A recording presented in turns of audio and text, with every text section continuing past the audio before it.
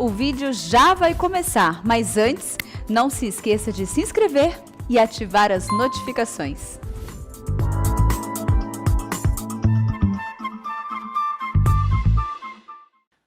A Bíblica Dominical deste dia 29 de agosto de 2021. E vamos tratar hoje de Hebreus capítulo 8, versos de 1 a 13.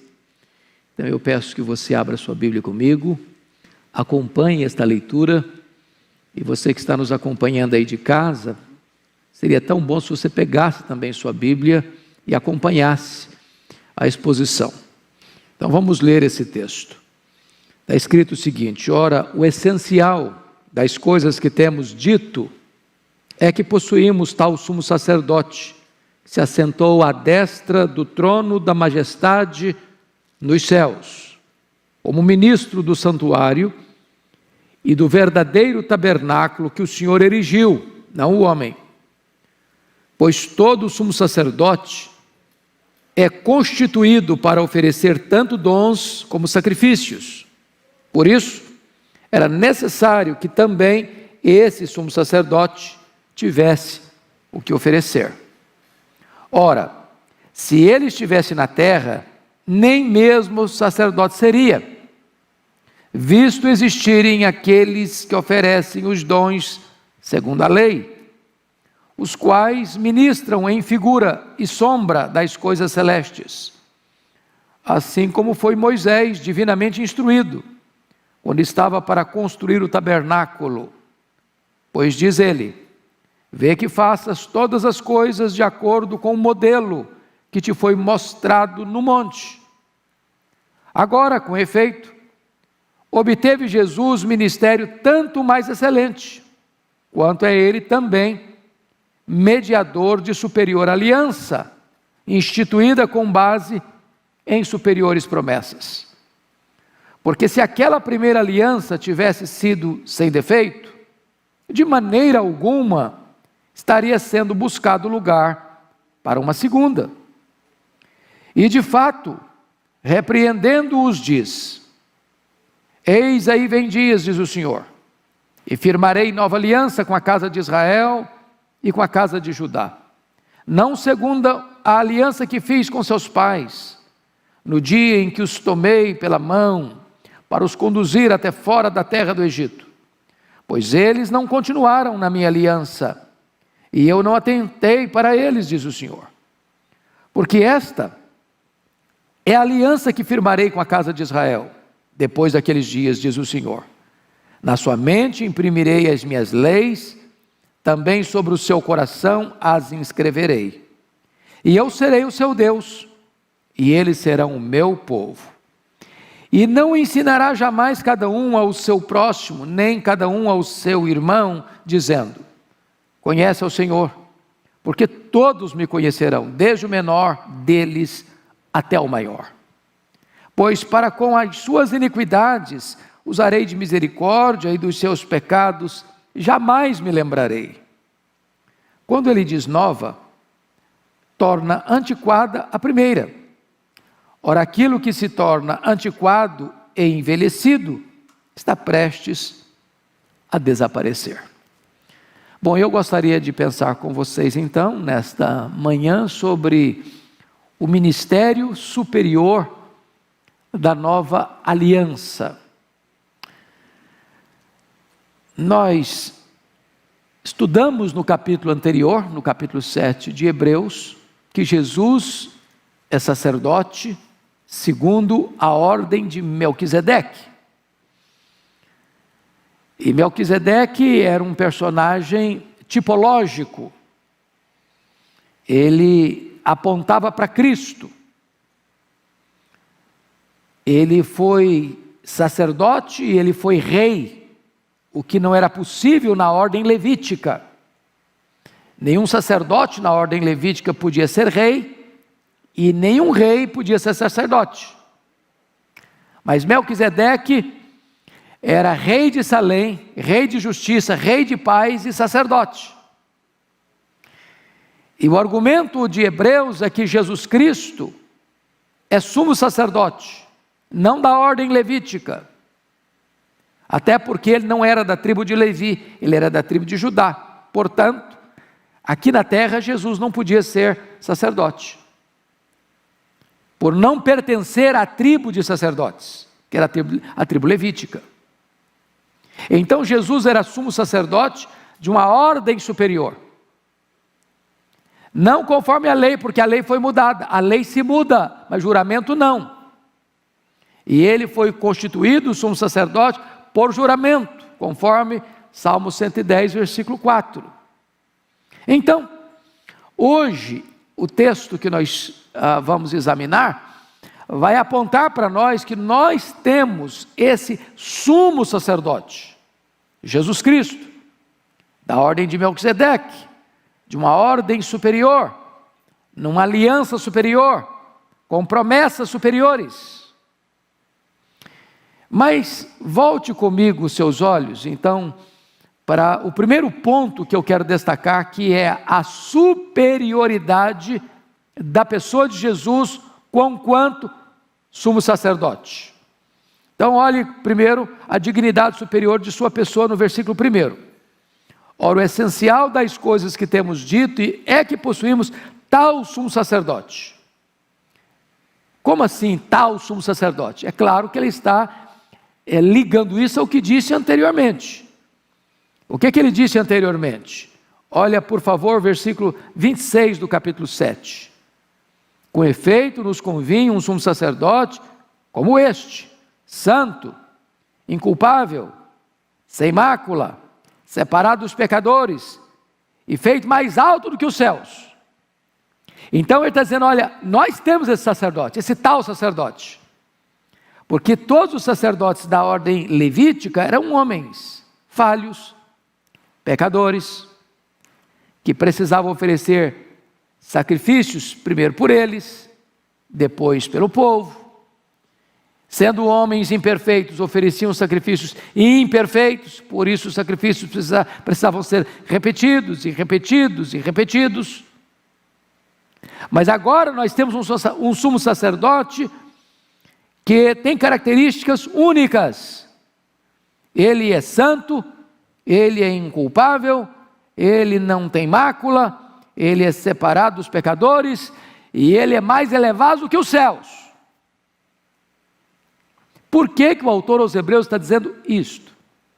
O pano de fundo é que ele escreve esta carta aos Hebreus para crentes judeus convertidos do judaísmo ao cristianismo, e que em virtude da perseguição que veio sobre a igreja, eles estão sendo tentados a voltar para o judaísmo, para não sofrerem as consequências da perseguição. Então, o autor aos Hebreus está dizendo o seguinte: voltar para o judaísmo, depois de ter abraçado a Cristo, é sair da realidade para a sombra. É você voltar para aquilo que era promessa, quando o cumprimento já veio. Então, isso é apostasia. Por quê? Porque Jesus é melhor. É melhor do que os profetas, é melhor do que os anjos, é melhor do que Moisés, é melhor do que Arão, é melhor do que Josué. O sacrifício que ele ofereceu é melhor, a aliança que ele está estabelecendo é superior, as promessas são superiores. Então tudo aquilo do sacerdócio levítico era uma sombra que apontava para a realidade. O sacerdócio levítico não era permanente, ele era transitório, ele era preparatório para o verdadeiro sacerdócio, do sacerdote perfeito, que ofereceu um sacrifício perfeito, portanto, completo, cabal, suficiente, irrepetível. Bom, segundo lugar, a dignidade superior não só da sua pessoa, mas da sua posição, porque o verso 1 diz assim: ora, o essencial das coisas que temos dito é que possuímos tal sumo sacerdote que se assentou à destra do trono da majestade dos céus.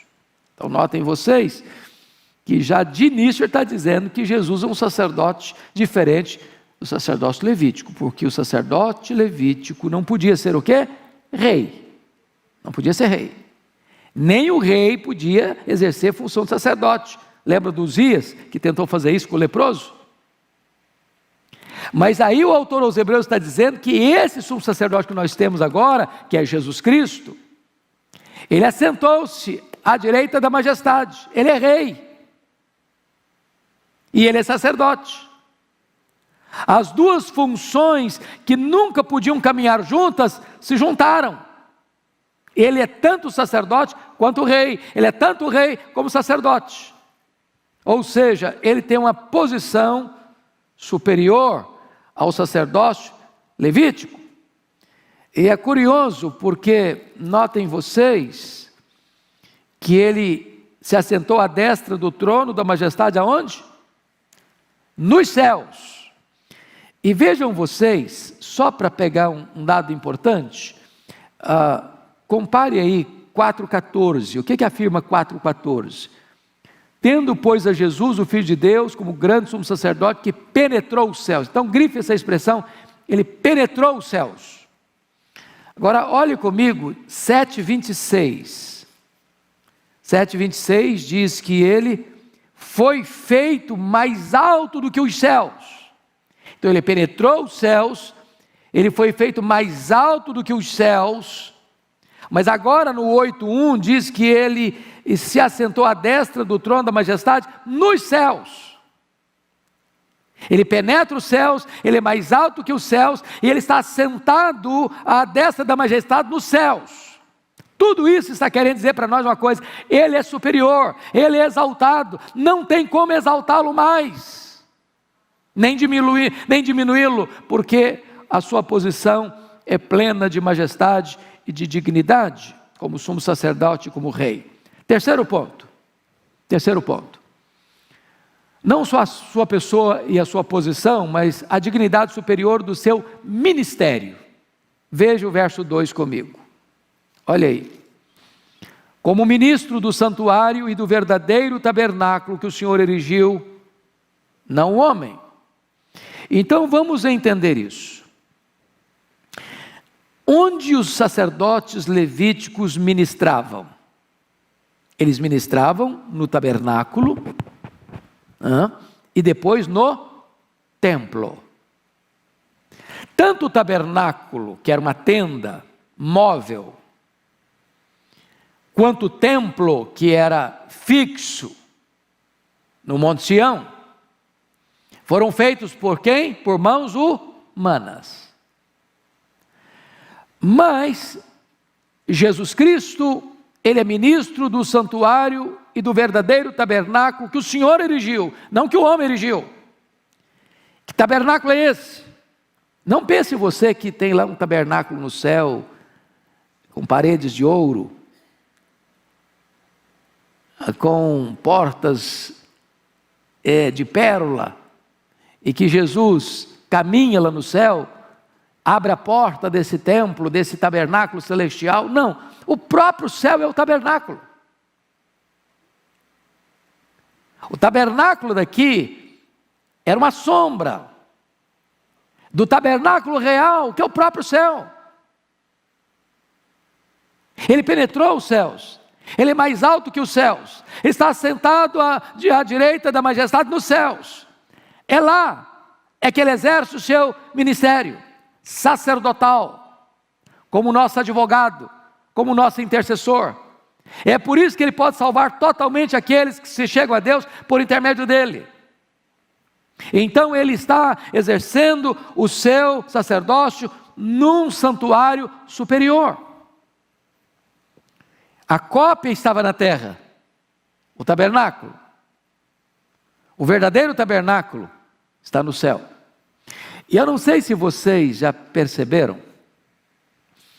o que Deus orientou Moisés lá em Êxodo. Lá em Êxodo, capítulo 25, versículo 8, Deus disse para Moisés assim: e me farão um santuário para que eu possa habitar no meio deles. E no capítulo 25, versículo 40, Deus orienta Moisés a fazer tudo de acordo com o que Deus orientou. Moisés não tinha liberdade de mudar a planta, de alterar a planta. Hoje você compra um apartamento, né? E hoje o pessoal está entregando o apartamento no grosso, né? Por quê? Porque o que está acontecendo hoje? As pessoas compram, prontam tudo, depois quebra tudo de novo e faz tudo outra vez, não é isso? Muda tudo lá dentro, cada arquiteto dá o seu jeitinho, dá a sua maneira, dá a sua interpretação. O que Deus está dizendo para Moisés é o seguinte: olha, eu vou te dar a planta e você não tem autoridade de mudar nada. Faça rigorosamente como eu estou dando para você. Como é que era a planta?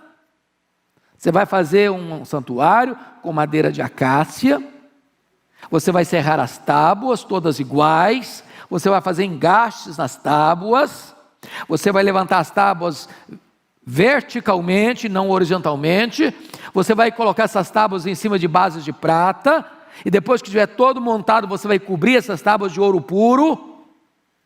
Será planta. Porque isso apontava para quê? Apontava para o santuário celeste, apontava também para Jesus, e apontava também para a igreja. Então tudo isso será sombra, isso será símbolo, será tipo daquele que haveria de ser o santuário perfeito. E é isso que Hebreus está dizendo. Então vamos lá, vamos olhar o segundo ponto agora, que é a superioridade não apenas da sua pessoa, mas a superioridade do seu ministério. Primeira coisa que eu destaco é que Cristo ofereceu uma oferta melhor. Confira aí Hebreus 8, versículo 3. Pois todo sumo sacerdote é constituído para oferecer tanto dons como sacrifícios. Por isso, era necessário que também esse sumo sacerdote, que é Jesus Cristo, tivesse o que oferecer. Então, o que os sacerdotes traziam? Eles traziam dons, oferendas, eles traziam sacrifícios, imolavam o cordeiro, e oferecia esse sacrifício. A pergunta é: esses dons que eram trazidos e esses sacrifícios de animais que eram imolados, eram uma oferta perfeita? Sangue de bodes, de cordeiros, pode expiar pecados?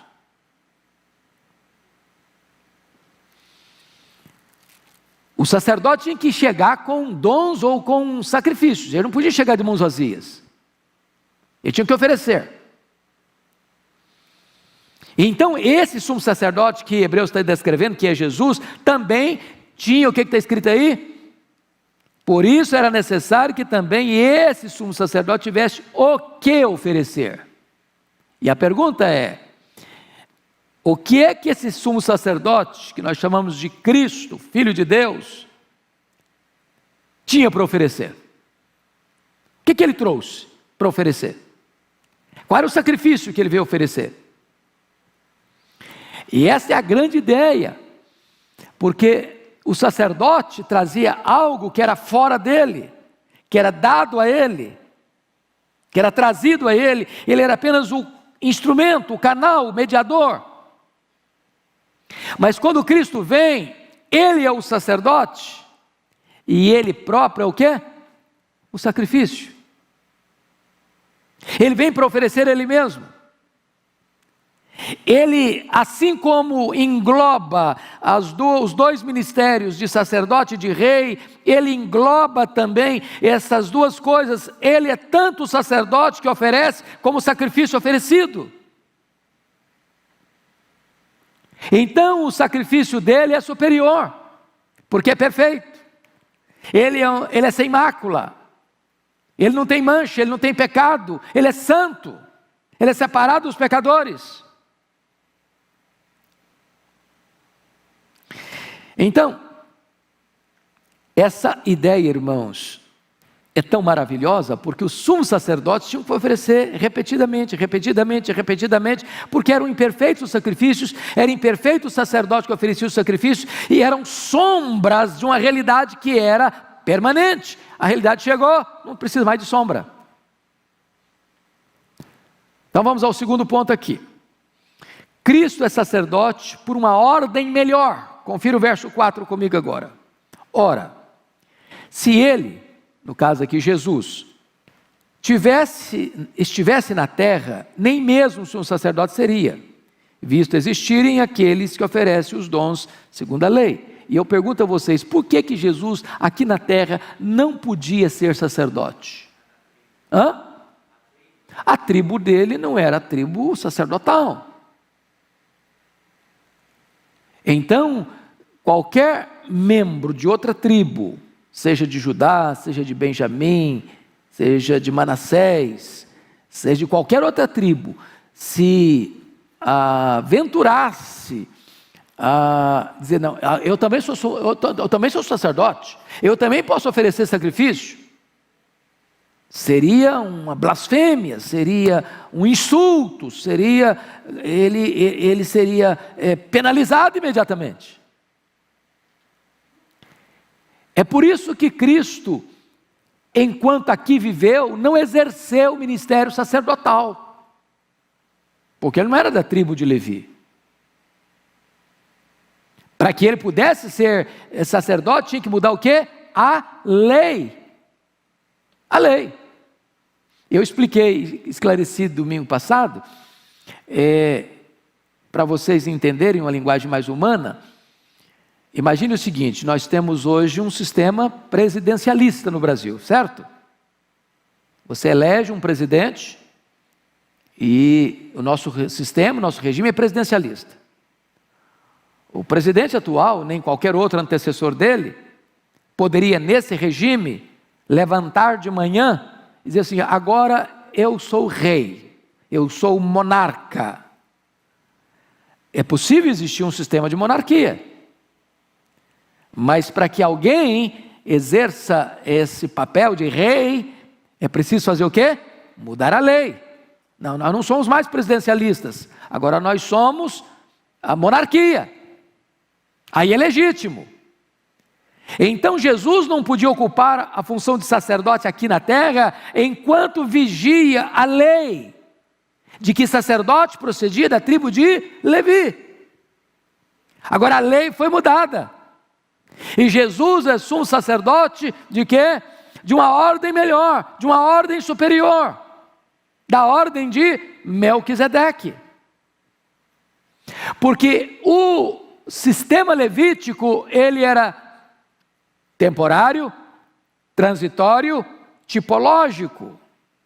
O papel dele teve começo, teve meio, teve fim, porque ele tinha uma função, apontar para aquele que é o sacerdote perfeito, de uma ordem perfeita.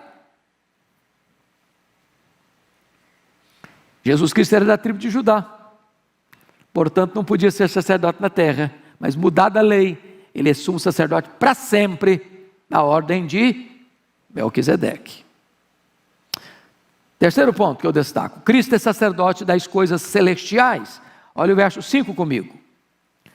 Os que ministram em figura e sombra das coisas celestes, assim como foi Moisés divinamente instruído, quando estava para construir o tabernáculo, pois, diz ele, aí ele, você vê que na sua Bíblia está recuado a frase seguinte, se tem um recuo, é porque ele está citando, ele está botando aspas e citando um texto do Velho Testamento, que é Êxodo 25:40. Vê que faças todas as coisas de acordo com o modelo que te foi mostrado no monte. Então, os ministros hoje, os sacerdotes da época lá, levíticos, ministravam em figura e sombra das coisas celestes.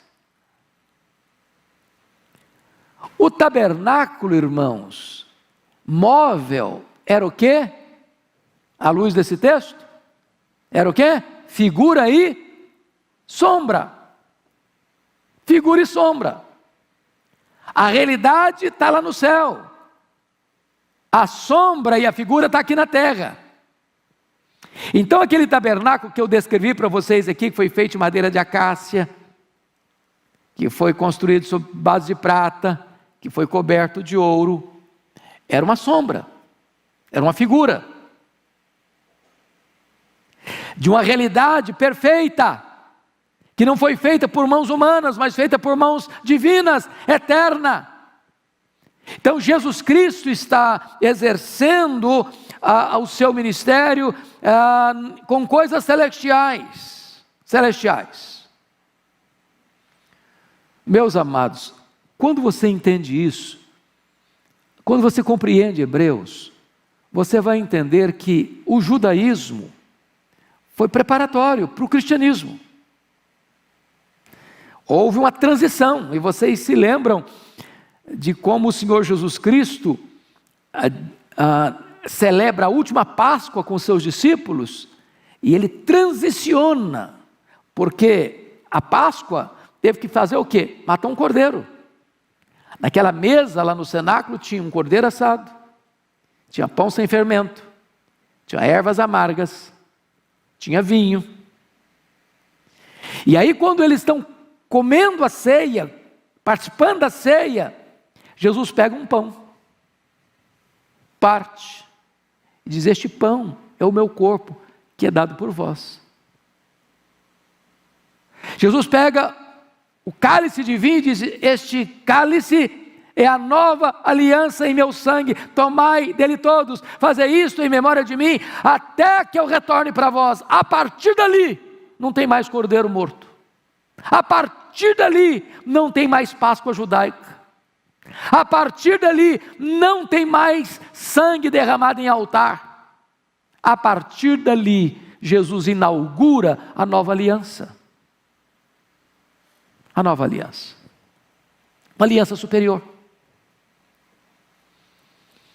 Pois bem, amados, este é o ponto aqui. Cristo é mediador de superior aliança. Olha o verso 6 comigo. Ora, agora, com efeito, obteve Jesus ministério tanto mais excelente, quanto é ele também mediador de superior aliança, instituída com base em superiores promessas. Então veja bem que a aliança é superior, e eu vou explicar daqui a pouquinho para vocês por que ela é superior, que é o argumento 7-13, e ela tem promessas superiores, porque ela promete perdão pleno. Agora esta nova lei, ela não está gravada em tábuas de pedra fora de você, mas ela está esculpida no seu coração, gravada na sua mente, está dentro de você. Então, vamos olhar aí a superioridade da nova aliança. Versículos 7-13, eu quero só chamar a sua atenção para esse ponto, quando ele diz assim: porque se aquela primeira aliança tivesse sido sem defeito, de maneira alguma estaria sendo buscado lugar para uma segunda aliança. E a partir do verso 8 até o verso 12, vocês estão percebendo que está recuadozinho aí na sua Bíblia, não está? Pelo menos na minha aqui está. Não sei se todas as versões seguem a mesma coisa. Está recuado porque está citando literalmente, o texto de Jeremias 31 a 34. Então, vou dizer a você que a nova aliança não é uma novidade. Jesus não inovou nada. Jesus não trouxe nada assim inédito. Mas isso não está escrito em lugar nenhum, está prometido. O plano de Deus é perfeito. Agora vamos pegar a ideia de aliança, irmãos, que essa palavra é uma das palavras mais chaves do cristianismo. A palavra aliança na língua grega é diáteke. Diáteke. O que é uma aliança para você e para mim hoje? Por exemplo, nós falamos de uma aliança conjugal. Ou dois sócios criam uma empresa e eles são sócios em pé de igualdade, mesmos valores empregados, mesmos dividendos arrecadados e mesmas retiradas. Quando você fala numa aliança, você fala de duas pessoas que entram num pacto, entram num acordo, em pé de igualdade. Não é assim? Isso é a ideia que você e eu temos de aliança, termos de igualdade. Agora, no sentido bíblico, não é isso que ocorre. Não é isso que ocorre. Por que não é isso que ocorre? Porque Deus e o homem não estão em pé de igualdade. Concordam? Aliás, não precisa concordar, porque se você discordar também, não vai mudar nada. A palavra de Deus não vai alterar porque eu discordo. Então preste atenção nisso, é muito importante compreender. A palavra diáteque não traz, do ponto de vista teológico, a mesma ideia de aliança que você e eu temos na cabeça. Porque a ideia de aliança que você e eu temos na cabeça é que duas pessoas iguais entram num acordo com direitos iguais, com responsabilidades iguais, com privilégios iguais. Essa é a ideia que você e eu temos de aliança.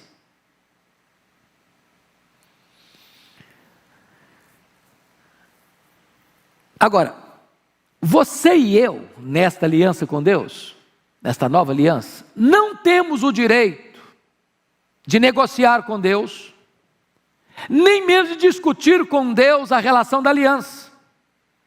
Você e eu só podemos aceitar essa aliança, nos submeter a ela. Todas as normas, as regras, os preceitos, os princípios, as exigências foram estabelecidos por Deus. Ela é uma aliança, mas nesse sentido unilateral, monocrática. Foi Deus que estabeleceu. É por isso que esta palavra, diáteque, significa não propriamente um acordo, mas um testamento. O que é um testamento? Um testamento não tem, as condições de um testamento não dão igualdade, né? Não dão por igualdade das partes, não se dão por igualdade das partes, mas de uma só pessoa, o testador. Aquele que é contemplado no testamento não pode alterar o testamento, só o testador pode mudar o testamento. Só o testador pode mudar o testamento. A outra parte só pode receber, mas não estabelecer condições. Esta é a razão porque a nossa relação com Deus se descreve como diáteque. É um testamento. Agora, como é que era lá na velha aliança? Por que a velha aliança está dito aqui? E é preciso explicar isso para não ficar confusão. Versículo 7. Porque se aquela primeira aliança tivesse sido sem defeito, eu pergunto a vocês, a velha aliança tinha defeito em si mesma? A lei de Deus era defeituosa? Não. Paulo diz em Romanos 7 que a lei de Deus é justa, é santa, é espiritual. O problema da velha aliança é que Deus havia estabelecido uma lei e eu tinha que obedecer a lei.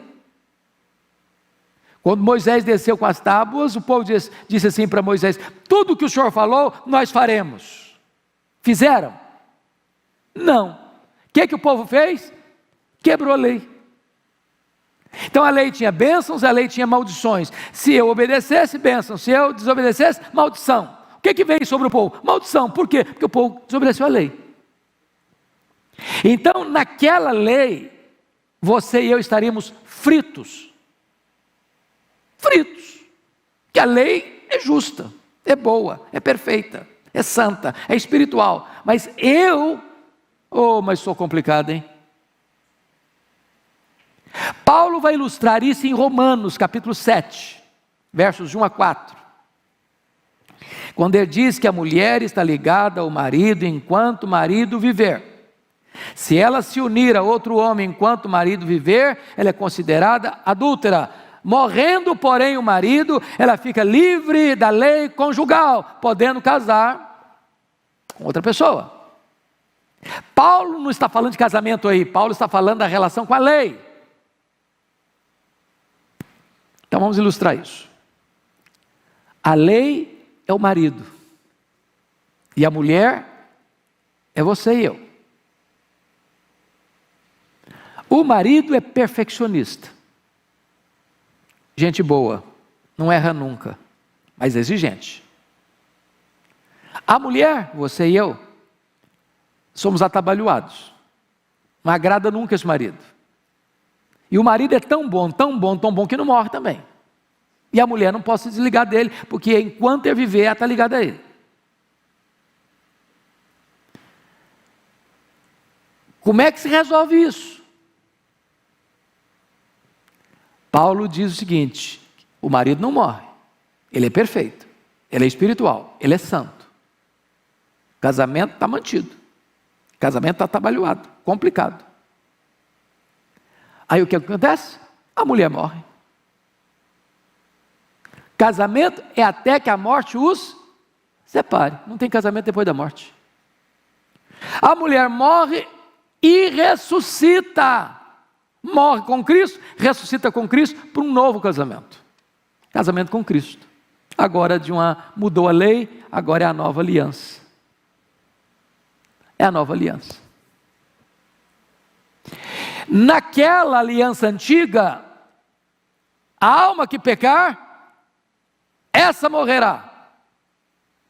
Na nova aliança, Deus perdoa pecados, Deus é misericordioso com você e comigo.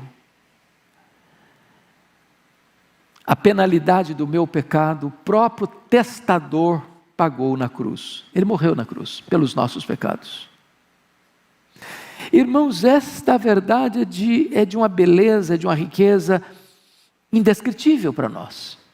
Então eu destaco aqui algumas importantes verdades. Primeiro, a antiga aliança demandava a necessidade de uma nova aliança, conforme o versículo 7. Porque se aquela primeira aliança tivesse sido sem defeito, de maneira alguma estaria sendo buscado lugar por uma segunda. A velha aliança, irmãos, era preparatória. Eu pergunto a vocês, à luz que vocês entendem das Escrituras, a lei foi dada para salvar você? Resposta: não. Não. Para que a lei foi dada? Para convencer você de que você é pecador e você precisa de um Salvador. A lei é como uma ultrassonografia ou uma tomografia computadorizada. Ela identifica o tumor, mas não é o bisturi que tira o tumor. A lei é como um prumo de um construtor civil. Ele põe o prumo, percebe que a parede está torta, mas o prumo não conserta a parede, ele só mostra que a parede está torta. A lei é como uma lanterna que você está caminhando no escuro e você põe a lanterna e enxerga a pedra no meio do caminho, mas a lanterna não tira a pedra do meio do caminho. Paulo diz em Gálatas que a lei é como o aio, como pedagogo que pega você pelo braço e leva você a Jesus, ele é o Salvador. Então este era o propósito da lei. A velha aliança era defeituosa nesse sentido, que ela lidava com alguém que não podia corresponder às exigências dela, então teve que alguém perfeito morrer pelos nossos pecados, pagar pelos nossos pecados e estabelecer uma nova aliança, onde agora você tem perdão, graça e misericórdia.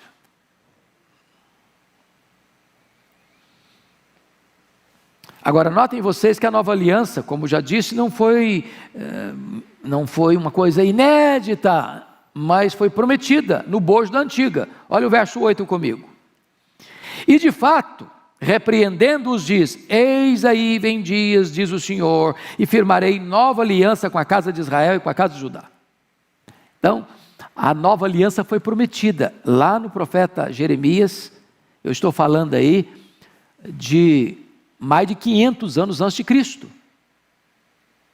Então ela é prometida no Velho Testamento, não é uma coisa, não é uma inovação, não é uma surpresa, é uma promessa. Mas a nova aliança supre o que a antiga aliança não podia cumprir. Olha o verso 9. Não segundo a aliança que fiz com seus pais no dia em que os tomei pela mão para os conduzir até fora da terra do Egito, pois eles não continuaram na minha aliança e eu não atentei para eles, diz o Senhor. Então veja bem, o povo de Israel não continuou na aliança e Deus não atentou para eles, substituindo-o por um novo povo, o novo Israel de Deus, a igreja. A nova aliança abre o leque. Lá na velha aliança, quem era o povo da aliança? Israel. Israel étnico.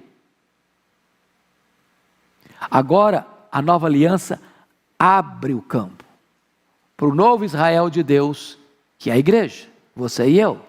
Todos os povos, de todos os lugares, remidos e comprados no sangue do Cordeiro, estão dentro desta nova aliança. Quarto lugar, as promessas superiores da nova aliança são melhores do que da antiga aliança. Versos 10 e 12, olha aí comigo. Porque esta é a aliança que firmarei com a casa de Israel, depois daqueles dias, diz o Senhor, na sua mente imprimirei as minhas leis, também sobre o seu coração as inscreverei, e eu serei o seu Deus, e eles serão o meu povo. Verso 12, pois para com as suas iniquidades usarei de misericórdia, e dos seus pecados jamais me lembrarei. Então, primeiramente, ela é superior quanto ao alcance, porque a velha aliança estava ligada a Israel, a nova aliança está ligada à igreja. A igreja é universal. Jesus morreu para comprar com seu sangue os que procedem de toda tribo, povo, língua e nação. Mas é também superior quanto à sua universalidade, né? Não há mais classe sacerdotal distinta dos demais membros da família de Deus. Todos nós somos sacerdotes agora. Olha que coisa fantástica, irmãos. Era uma grande honra para um sacerdote entrar no templo e oferecer dons e oferendas, sacrifícios. Agora, você não precisa ir num sacerdote para que o sacerdote apresente a Deus suas ofertas. Agora você e eu fomos constituídos sacerdócio real, nação santa, povo de propriedade exclusiva de Deus. Você tem livre acesso à presença de Deus. Não tem mais mediadores, só tem um mediador, Jesus Cristo. Então, isso é extraordinário, porque isso traz a universalidade. Mas ainda, quanto à sua oferta, no versículo 12 diz, pois, olha comigo por gentileza, pois com as suas iniquidades usarei de misericórdia, e dos seus pecados jamais, o quê? Me lembrarei. Quando os sacerdotes iam oferecer os sacrifícios, eles tinham que vir e todo dia tinha que ter sacrifício. Todo dia, todo dia, todo dia. Aquilo apontava para a cruz. Então vamos pegar um ponto importante aqui. Como é que as pessoas lá no Antigo Testamento eram salvas? Elas viveram antes de Jesus. Elas foram salvas por aqueles sacrifícios? Por aquele sangue derramado? Não. Aquele sacrifício, aquele sangue derramado, apontava lá para o Calvário. As pessoas que viveram antes de Cristo foram salvas por Cristo. Foram salvos pela graça. Eles creram no Cristo da promessa. Você e eu olhamos para trás, para o Cristo que já veio. Eles olharam para frente, para o Cristo que viria. E eles foram salvos, como nós o somos. Não há um outro Salvador, nem no passado, nem no presente, nem no futuro, além de Jesus. Ele é o único Salvador. Tanto dos que viveram antes dele, como dos que viveram depois dele. Ele é o único Salvador. Agora Deus perdoa e perdoa completamente. Essa é a hora de você entender o que significa justificação. Na justificação, Deus já tratou dos seus pecados de maneira legal. Pecados do passado, pecados do presente, pecados do futuro. Quando você peca hoje como um filho de Deus, entenda isso.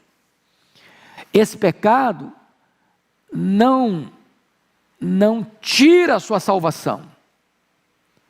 Porque se tirasse, como você e eu somos pecadores, nós estaríamos salvos e perdidos todo dia. Salvo, perdido, salvo, perdido, salvo, perdido, salvo, perdido, todo dia. Ou você não peca mais? Quem aqui não peca mais?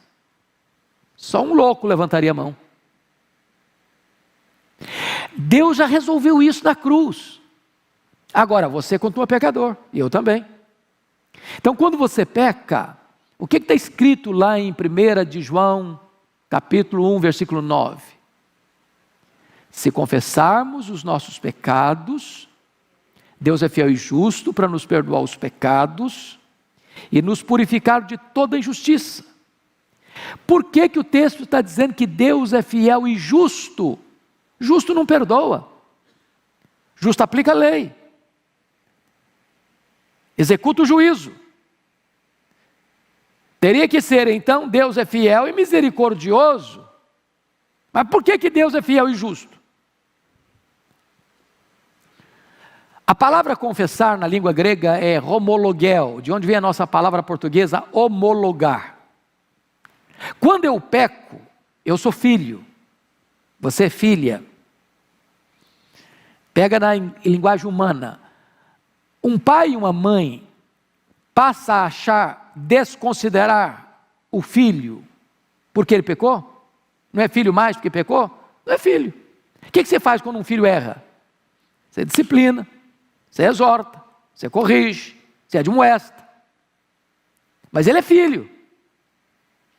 Então, quando você é filho e você peca, o seu pecado não tira a sua filiação, rompe o que mesmo? A sua comunhão com Deus. E aí você chega diante de Deus arrependido e diz: Senhor, eu reconheço que eu sou pecador. Aí Deus é fiel para cumprir sua promessa e justo para não punir você de novo, porque já puniu o seu filho lá na cruz. Então ele olha para a cruz e diz: eu sou justo para considerar o sacrifício do meu filho suficiente para perdoar você. Está perdoado por aquilo que o meu filho fez lá na cruz. Isso é a ideia bíblica de justificação. Deus perdoa, já está tratado, já está resolvido. Isso não libera você para pecar. Não, absolutamente não, porque quem deliberadamente peca e faz provisão para o pecado, não viu a Deus ainda, não conhece a Deus ainda. Deus nos salvou não no, mas do pecado. Então, fechando, último ponto, a antiga aliança tornou-se antiquada, envelhecida e desapareceu. Versículo 13, quando ele diz nova, torna antiquada a primeira. Ora, aquilo que se torna antiquado e envelhecido está prestes a desaparecer. O que o autor aos Hebreus está dizendo? Hoje, depois da inauguração da nova aliança, eu querer viver na velha aliança é um equívoco terrível. Como aqueles hebreus estavam sendo tentados a voltar para o judaísmo. Ou como um crente hoje querer agradar a Deus com seu esforço, com as suas obras, com o seu merecimento pessoal. Não, aquela velha aliança já caducou. Ela não tem vigência mais. Ela já está envelhecida. Você querer viver nela é você anular a cruz, é você anular o sacrifício de Cristo, é você não compreender o projeto completo de Deus. Agora nós estamos debaixo da bênção e das promessas da nova aliança. Deus perdoa os nossos pecados e deles não mais se lembra. Que bênção, que privilégio, que segurança, que bênção de alegria isso traz ao nosso coração. Nós vamos ficar em pé e nós vamos orar agradecendo a Deus esta bênção.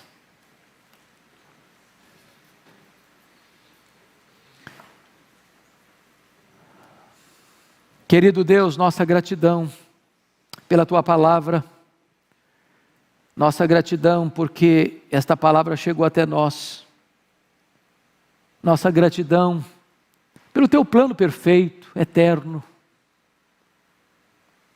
o Teu plano de preparar a vinda do Teu Filho Jesus, o Teu plano de entregá-lo e não poupar o Teu próprio Filho, antes, dando-nos o Teu próprio Filho para a nossa redenção.